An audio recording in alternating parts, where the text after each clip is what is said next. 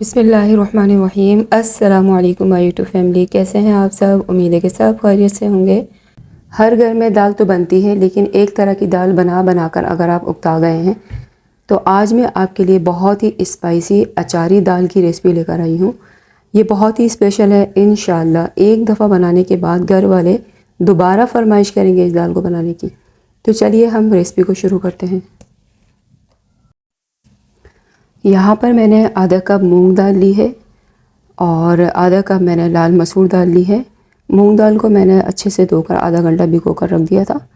दोनों दालों को मिक्स करके हम एक पतीले में डालेंगे और उसके बाद हम पानी डालेंगे खूब सारा, और साथ ही हम नमक डालेंगे हस्बे ज़ायक़ा और एक बड़ी इलायची डालकर इसको गलने के लिए रख देंगे तकरीबन 20 से 25 मिनट तक। दूसरी तरफ हम अचारी दाल के लिए मसाला तैयार कर लेते हैं। तो यहाँ पे मैंने लिया है 1 चम्मच मेथी दाना और आधा चम्मच राई दाना और 1 चम्मच मैंने ज़ीरा लिया है और 1 चम्मच मैंने धनिया लिया है और आधा चम्मच मैंने काली मिर्च का लिया है, आधा चम्मच मैंने सौंफ ली है। इन तमाम मसालों को हम अच्छे से ग्राइंड कर लेंगे, बिल्कुल पाउडर फॉर्म में बना लेंगे। पड़े हुए पाउडर मसाले आपने नहीं लेने हैं, ये तमाम मसाले इसमें जाएंगे, इसमें से कुछ भी स्किप नहीं होगा। तो इसको अच्छे से पाउडर फॉर्म में करके हम इसको साइड में कर लेंगे। और अब हम आ जाते हैं इसकी ग्रेवी की तरफ। ग्रेवी तैयार करने के लिए मैंने यहाँ पर 1 कप ऑयल लिया है। ऑयल हम थोड़ा सा ज़्यादा लेंगे और 2 मीडियम साइज़ के प्याज मैंने बारीक काट कर इसमें शामिल कर लिए हैं। प्याज को हम गोल्डन फ्राई करेंगे। प्याज गोल्डन फ्राई हो चुका है। अब इसमें हम 1 चम्मच अदरक लहसुन का पेस्ट इसमें शामिल करेंगे और तकरीबन 30 सेकंड तक हम इसको फ्राई करेंगे ताकि अदरक लहसुन का कच्चापन ख़त्म हो जाए।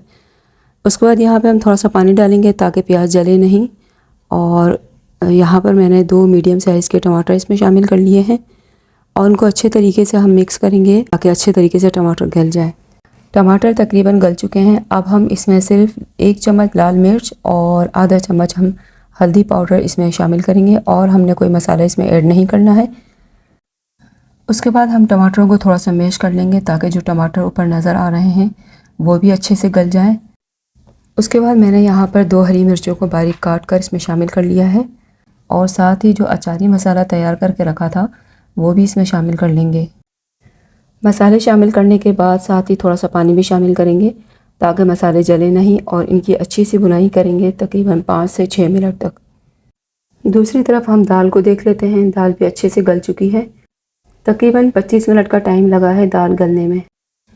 मसाले की अच्छी सी भुनाई हो चुकी है और अब हम इस मसाले को दाल में शामिल करेंगे और इसको अच्छे से मिक्स करेंगे ताकि तमाम मसाले दाल में अच्छे से मिक्स हो जाएं।